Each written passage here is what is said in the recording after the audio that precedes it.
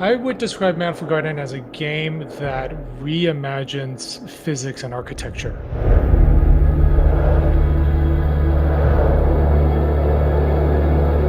It's a game where you can change gravity, walk on surfaces, and then the world also wraps around on itself.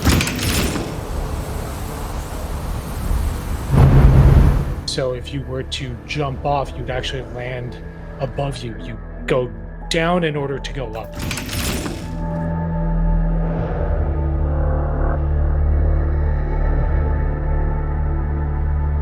Probably the earliest inspiration that I can point to is the scene in Inception. In the dream world, they fold Paris in half, and the main characters are walking up the wall there. So I remember seeing that in theaters and thinking that would be a great game mechanic to explore. And I think in the film they kind of use that as background while they're like delivering exposition.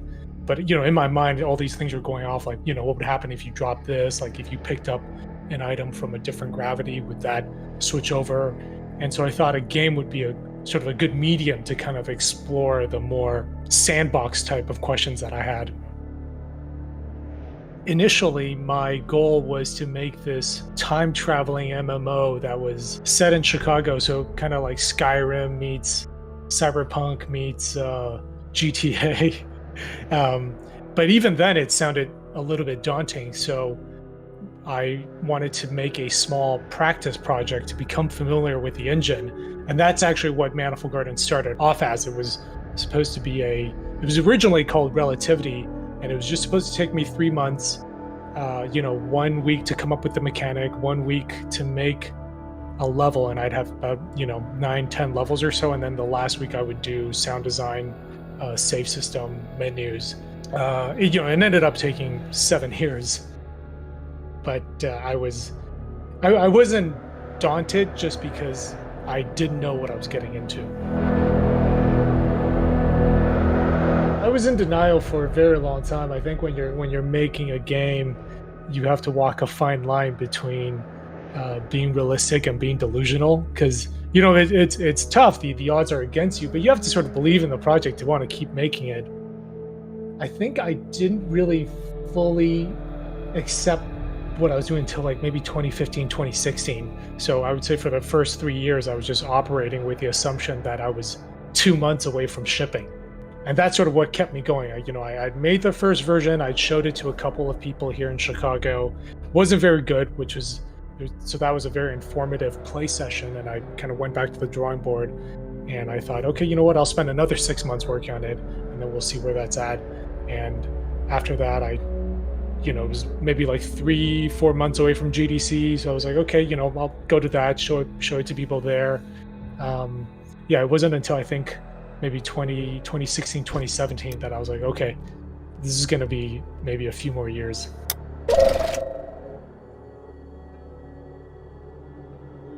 I didn't really have a clear design vision at the beginning. So all the mechanics were introduced throughout development and changed a lot, and not knowing what the final game was going to look like meant we were sort of constantly going down these different paths that turned out to be dead ends. Probably the most challenging, I would say, was in 2018. At that point, we had been working on the game for about 6 years, and there was a lot of content, but there wasn't a game. Like, we were doing regular playtesting, and nobody was able to finish the game. At this point, we had gravity changing, we had the world wrapping, which came in a little bit later, but the game was just too confusing and it wasn't fun. There were some cool elements, but nobody was having a good time. And I ended up working with a friend, another designer, Geert Nellen, and he basically came in as an editor. He's sort of the equivalent of a film editor where I'm the director and I've just shot all this footage, but I can't figure out what's important to the viewer, or in this case, the player. And he came in. I think he worked with us for about 6 months, but basically helped us like cut together a game that made sense from a player's perspective.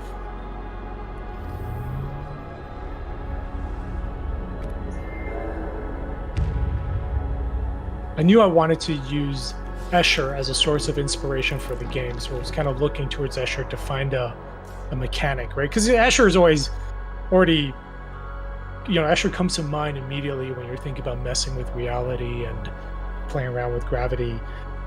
So Portal just felt like a really fresh.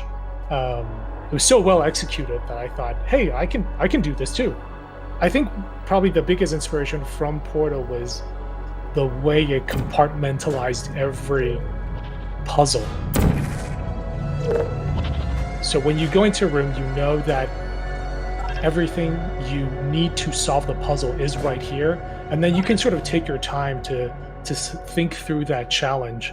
And I think that was something that was very important when we were designing Manifold Garden, was to uh, make it very clear when you're on the right path. And later on in the game, we do sort of play with that because that design pattern can get a bit repetitive. But at least in the initial, I'd probably say like the first 2-3 hours of the game, that was a very important design philosophy of, hey, when players are in the right place, they need to know that this is, they need to know whether they're supposed to be exploring or puzzle solving.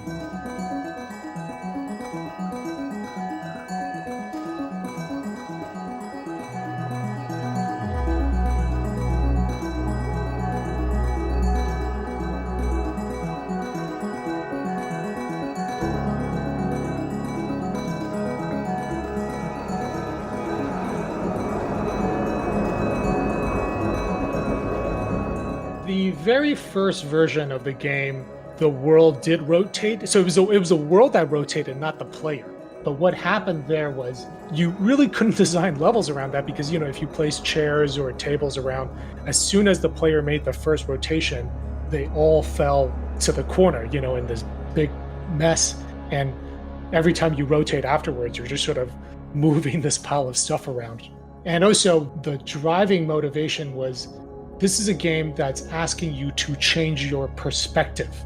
So the problem should stay the same, but your perspective changes. And so if you're changing the world, it's almost like you're changing the problem, but your perspective stays the same. So that metaphor didn't quite make sense. So we changed it so that the problem remains the same. In this case, the world remains the same, but you as a player are changing, and you're changing your perspective.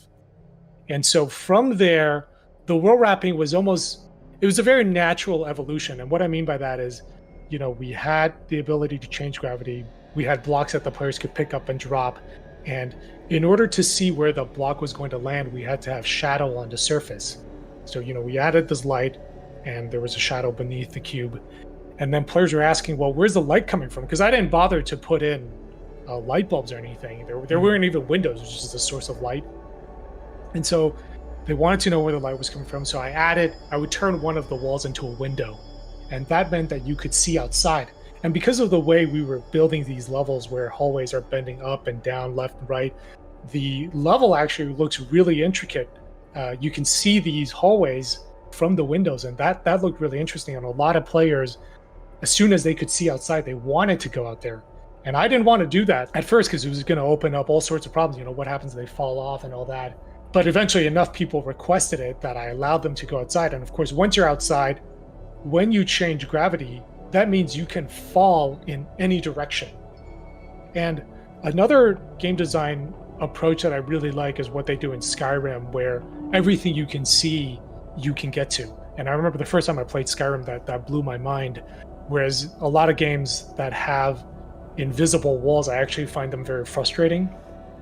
So that was another design philosophy I wanted to keep in this game, was everything you can see you can get to. But because of the gravity changing and being able to fall in any direction, that meant we couldn't use walls or mountains as a natural barrier to the player. And so the world wrapping came about because it was a good way to have stuff in the sky, so it wasn't completely blank, and then it didn't require us to keep making new content while still keeping in line with our philosophy that everything you see you can get to. When I finally came up with that idea, it felt like a really natural complement to the gravity changing.